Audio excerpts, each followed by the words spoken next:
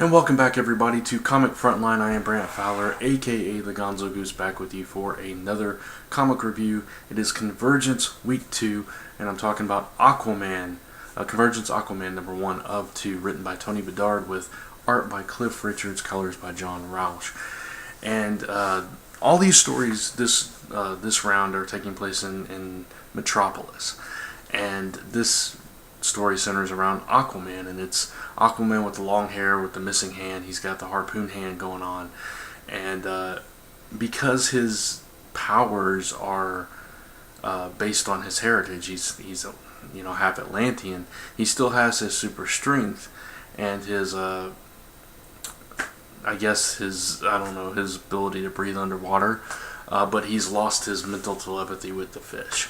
And he's going around on patrol and stuff, and it's just not quite him, and he's taking this really hard. Throughout the story, we learn that he has taken over the aquarium, and he gets in trouble for that, so Star Labs assists him, and they're trying to piece everything back together, in his life, when the powers come flooding back, and we see the big screen, and the words come across, and everything, and we learn who he's going to be facing, which is somebody from Wildstorm. Deathblow is the person that he ends up having to fight, which of course we don't see the fight. We're going to see all the fights in the second issues, but it's a pretty straightforward issue, this one. I thought the art was okay, not bad, not fantastic. It was somewhere in the middle, just a little bit above average, I think, for comic art. I'm not saying it was bad art at all. All the fundamentals were there. I thought some of the close-ups were really nice, especially the expressive faces. I thought they were really well done, and I loved seeing the disheveled version of Aquaman. Richards did a really good job showing that disheveled version of Aquaman throughout this book. It just wasn't art that blew me away, but it was solid art for the book. The story, I thought, flowed really well. It was probably, of the three books that I'm reviewing for this week, it was the one that flowed the easiest for me, and it was just a fluid, fast read, but you still got a lot of depth through it. I thought it was really interesting the way that they played Aquaman in this story, so I enjoyed it.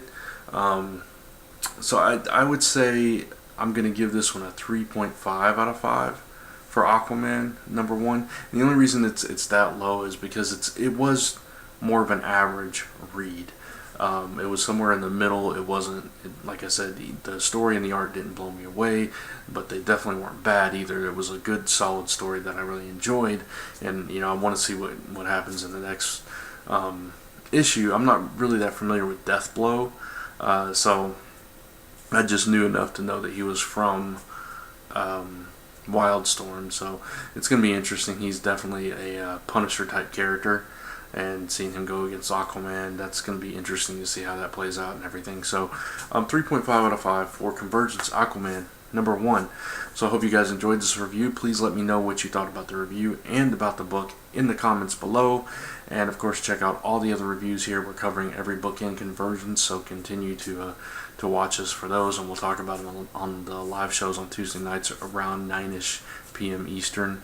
And of course the audio version of that is on iTunes on Thursdays. And check out comicrelated.com, comicfrontline.com, zone4podcast.com.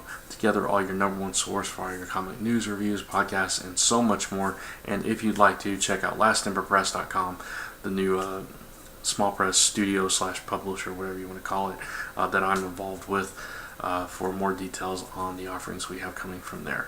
Alright, so thank you guys for watching, and I'll see you in the next video.